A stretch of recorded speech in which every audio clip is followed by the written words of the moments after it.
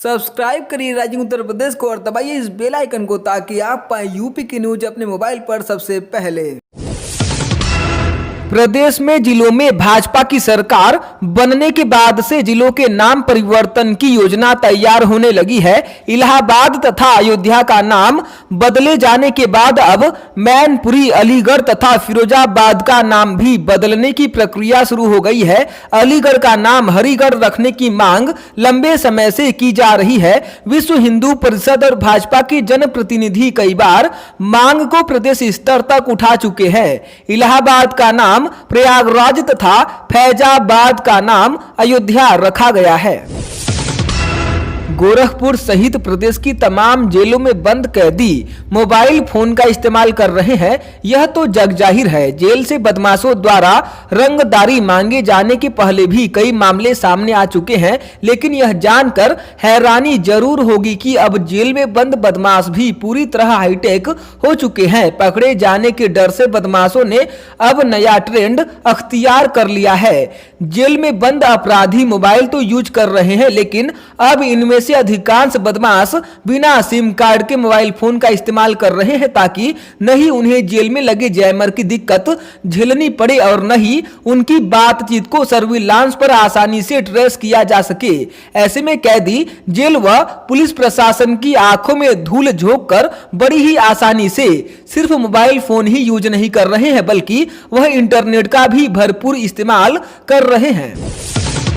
उत्तर प्रदेश के माध्यमिक शिक्षा परिषद की हाई स्कूल और इंटरमीडिएट बोर्ड परीक्षा पास करने वाले विद्यार्थियों से जुड़ी अहम खबर है। बोर्ड परीक्षा 2021 के परीक्षार्थियों को अंक सुधार करने का मौका दिया जा रहा है। 18 सितंबर से 6 अक्टूबर के बीच बोर्ड ने अंक परीक्षा सुधार का कार्यक्रम जारी किया है। इसके अलावा 2021 की इंटरमीडिएट के प्रैक्टिकल एग्जाम में भी न शामिल होने वाले विद्यार्थियों को आगामी प्रयोगात्मक परीक्षा में शामिल होने का अवसर दिया जाएगा। अंक सुधार परीक्षा देने के इच्छुक परीक्षार्थी 17 से लेकर 27 अगस्त के बीच विद्यालय के प्रधानाचार्य के समक्ष आवेदन कर सकते हैं। पर खास बात यह है कि परीक्षा के उपरांत प्राप्त अंकों को निर्धारित माना जाएगा और पुराने दर्ज अंक खारिज हो जाएंगे। आजमगढ़ जिले में राजघाट पर गैस सौदाह मशीन का शिलान्यास हो गया है। इस मशीन के लग जाने से दाह संस्कार करने में 40 मिनट का समय लगेगा। मशीन को लगाने में 27 लाख रुपए का खर्च आएगा। यह सारा खर्च जन सहयोग से एकत्रित किया जाएगा। इस मशीन के लग जाने से वायु प्रदूषण, जल प्रदूषण पर रोक लगेगी। इसका शिलान्यास पूर्व आयुक्त अनूप कुमार श्रीवास्तव ने किया। 19 अगस्त से इसका शुभारंभ कर दिया जाएगा, जिससे जिले वासियों को जल्द इस सुविधा का लाभ मिल सके। फर्रुखाबाद में 8 दिन से लापता चल रही किशोरी।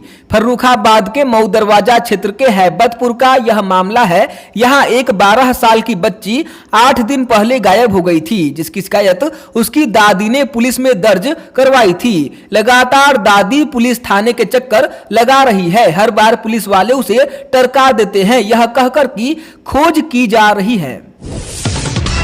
कानपुर विकास प्राधिकरण यानी KDA में दिसंबर 2017 से दिसंबर 2019 के बीच हुए 2 करोड़ 15 लाख के डीजल घोटाले में शासन ने 3 जूनियर इंजीनियरों को सस्पेंड कर दिया है। जांच कर मामले में तत्कालीन KDA VC राकेश सिंह ने 6 माह पहले कार्रवाई की सिफारिश की थी।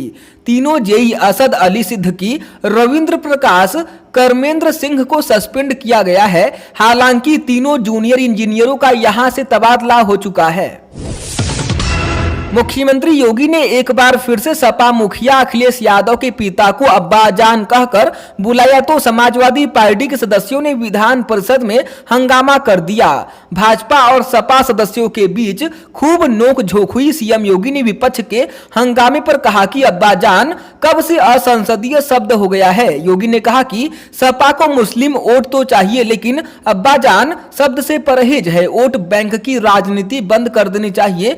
इससे पहले भी एक टीवी चैनल में सीएम योगी ने जब मुलायम सिंह यादव का नाम लिए बिना अब्बाजान कहा था, तब अखिलेश यादव ने विरोध जताया था।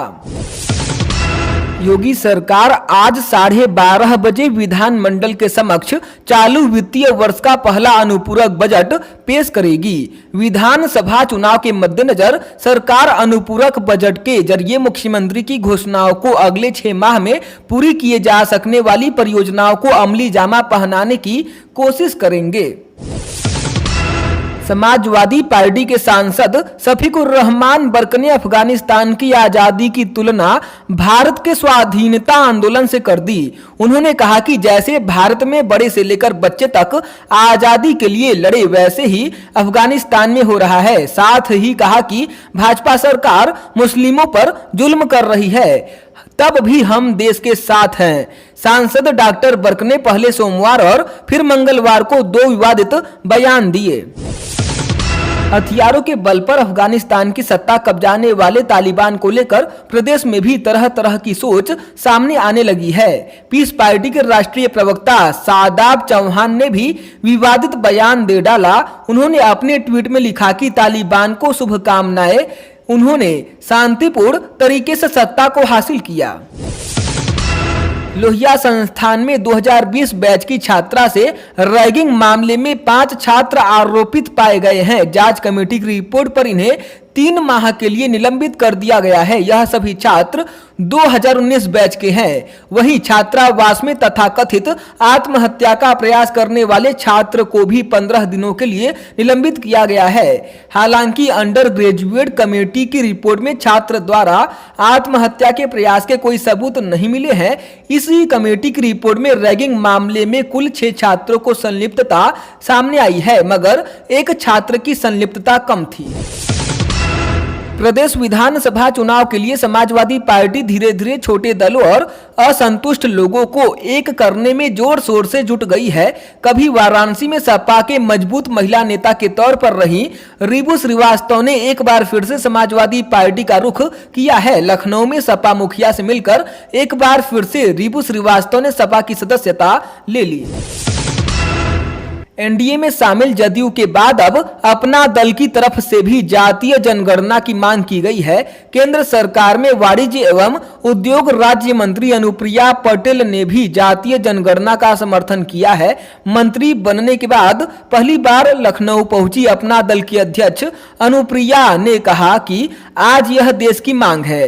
राष्ट्रीय पिछड़ा वर्ग महासंघ के अभिनंदन समारोह में उन्होंने यह भी कहा कि अल्पसंख्यक मंत्रालय की तर्ज पर ही केंद्र को ओबीसी मंत्रालय का गठन करना चाहिए। 2 जन्म प्रमाण पत्र के मामले में सपा सांसद आजम खान समेत उनके परिवार को झटका लगा है। एमपी एमएलए की कोर्ट ने सपा सांसद की ओर से आरोप तय करने के खिलाफ दाखिल प्रार्थना पत्र को खारिज कर दिया है। अब आजम परिवार पर आरोप तय करने का रास्ता साफ हो गया है। इलाहाबाद हाई कोर्ट ने भगोड़ा घोषित आईपीएस महोबा के बर्खास्त एसपी मनीलाल पाटीदार के वकील की याचिका को आधारहीन और न्यायिक प्रक्रिया का दुरुपयोग मानते हुए उन पर 5 लाख रुपए का जुर्माना लगाया है। साथ ही दिल्ली बार काउंसिल से याची यानी अधिवक्ता के कृत्य पर निर्णय लेने को कहा गया है। कोर्ट ने जुर्माने की राशि 1 माह में हाई कोर्ट के विधि कोष में जमा करने का निर्देश दिया है।